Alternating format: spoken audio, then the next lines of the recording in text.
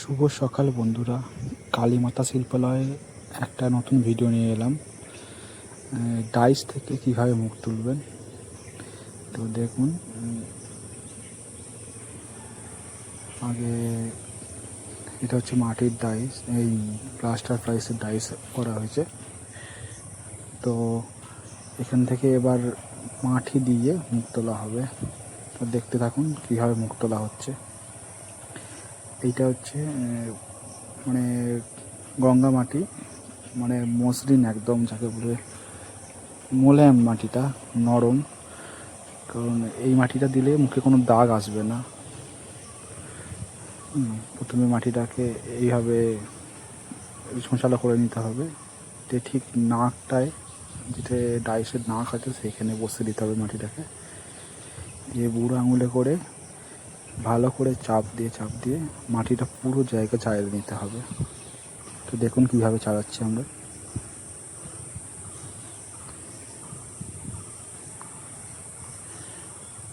ভালো করে একদম পুরো চাড়িয়ে নিতে হবে পুরো ডাইসটাতে। দেখতে থাকুন।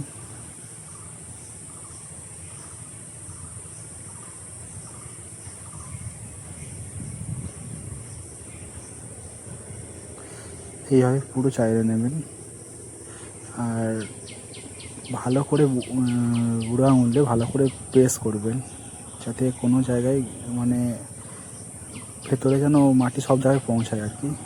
আর এইটা হচ্ছে এঁটেল মাটি যাকে বলে, ঠিক আছে। এঁটেল মাটি ধানের খড়ের, এই ধানের তুষ দিয়ে মাখা হয়েছে। তো এবার এরপরে এইটা দেওয়া হচ্ছে, এই মাটিটা দেখতে পাচ্ছেন।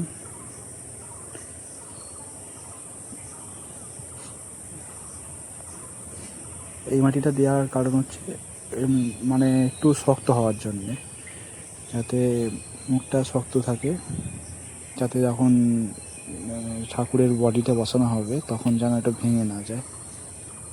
এটা একটু মোটা করে দেওয়া হয় মাটিটা। আর অবশ্যই এটা মনে রাখতে হবে যে এই মাটিটা যখন দেবেন ভালো করে প্রেস করবেন আঙুলে করে। না প্রেস করলে ভালো করে তাহলে মানে দু রকম মাটি হয়ে যাচ্ছে, ঠিক আছে। সেই জন্যে মাটিটা মানে ভেতরে ফাঁপ রাখবে, দিয়ে মুখটা নষ্ট হয়ে যাবে।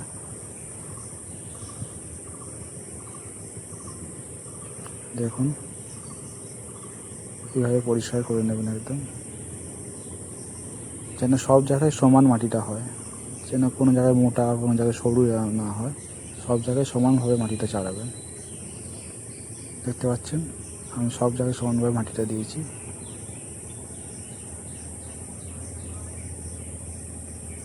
দেখতে পাচ্ছেন, দেখুন। তো এইটা হচ্ছে মাথার খুলিটা হবে, ওইটা সেম মাটিতে, যেটা ওই তুষ মাটি, এঁটেল মাটি দিয়ে করা হয়েছে। এটা এরকম করে চ্যাপটা করে নিয়ে এবার খুলিটা করা হবে, পেছনের যে খুলিটা হয় সেটা করা হবে। একটু জল দিয়ে ভিজিয়ে নেবেন জায়গাটা, দুদিকের জায়গাটা। দেখতে পাচ্ছেন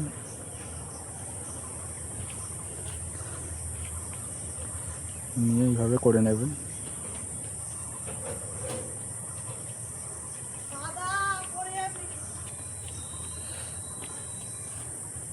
তো দু সাইডগুলো, যে গ্যাপগুলো মাটি দিয়ে পুরো পরিষ্কার করে নেবেন।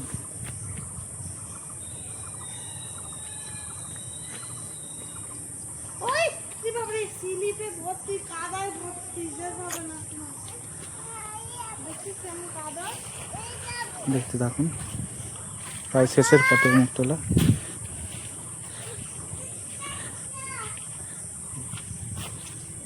দেখুন হয়ে গেছে,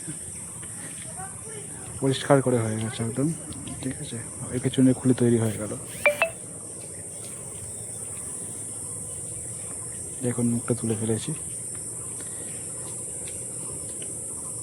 এই সামান্য যে ফাটাগুলো হচ্ছে এগুলো পরে ঠিক করে নেওয়া হবে মুখ সারার সময়। তো এর মাঝে একটা কথা বলি, চ্যানেলটাকে সবাই সাবস্ক্রাইব করুন, লাইক করুন ভিডিওগুলোকে, যাতে আরও ভিডিও দিতে উৎসাহী থাকি। তো এইভাবে মুখ তোলা খুব সহজে, খুব তাড়াতাড়ি সম্ভব। দেখুন, তো এই পর্যন্তই। ভালো থাকবেন সবাই।